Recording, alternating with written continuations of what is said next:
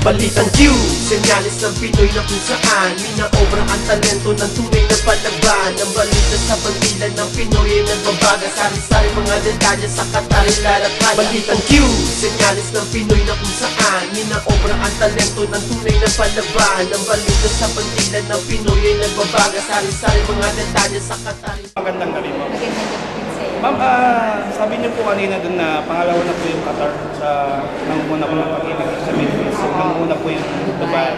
So, pwede po paki-encourage po yung mga kabayan natin na Pilipino dito sa Qatar. Kasi more than 200,000 po yung mga nandito. So, pwede po paki-encourage po. Yes. So, ako ay unang-una nangangamusta sa ating mga kababayan na OFW dito. So, 43,000 members pa lang ng pag-ibig ang meron dito sa Qatar. So, napakarami pa sa bawat isa na hindi pa nagme-membro. You can register online sa www.pagibigfund.gov.ph. Pwede na tayo mag-register. So, kukuha lang kami ng mga impormasyon tungkol sa inyo. And then, please start saving with Pag-ibig Fund. Ibig sabihin nun, you can contribute 100 pesos. You should actually contribute 100 pesos a month. Ina-encourage ko kayo na i-advance na ng isang taon para hindi na mamroblema dun sa mga remittance at para hindi na alalahanin buwan-buwan. Bakit kayo dapat maging membro? So, unang-una, nasa batas yan na Republic Act 9679 sa charter yan ng Pag-ibig Fund.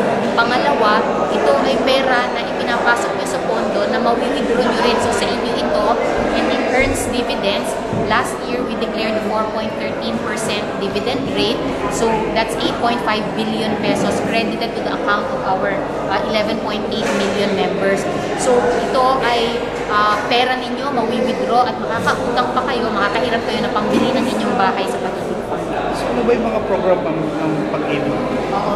So, ang number one na program talaga yung housing loan. Ngayon, itinaas na ang maximum loanable amount from 3 million dati, ngayon 6 million na. Napakaganda ng interest rate natin, 7.98%. Tapos maximum loan period is 30 years. And then, meron din tayong tinatawag na multi-purpose loan. So, pang-ambag natin, pagka nagkukulang tayo pang tuition fee ng mga anak natin, pang bakasyon, pang livelihood. Meron din tayong calamity loan. So, pag mga kamag-anak natin sa Pilipinas ay nagkaroon ng kalamidad, pwede rin silang humiram ng calamity loan. At meron ding death benefit ng Pag-ibig Fund. Okay, ma'am. Bali, sa mga nag-attend po natin kanina, pwede bigyan po natin ng mga pasasalamat sa mga model. Oo, ako ay tuwang-tuwa dahil siguro parang kulang-kulang na 40 associations at mga grupo ng ating kababayan na nag-attend kanina. Alam ko napakahalaga ng oras nyo pero pumunta kayo dito para makinig sa presentation ng Pag-ibig Fund.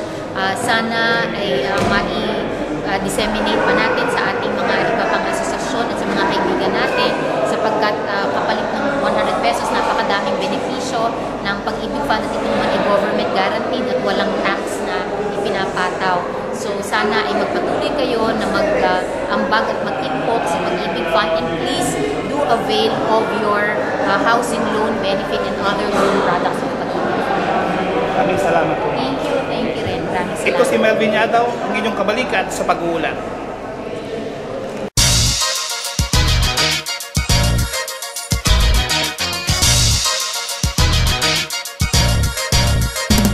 Balitang Q, senyales ng Pinoy na kung saan minaobra ang talento ng tunay na palaban. Ang balita sa bandilan ng Pinoy ay nagbabaga. Sari-sari mga detalye sa Qatar ilalakad. Balitang Q, senyales ng Pinoy na kung saan minaobra ang talento ng tunay na palaban. Ang balita sa bandilan ng Pinoy ay nagbabaga. Sari-sari mga detalye sa Qatar ilalakad.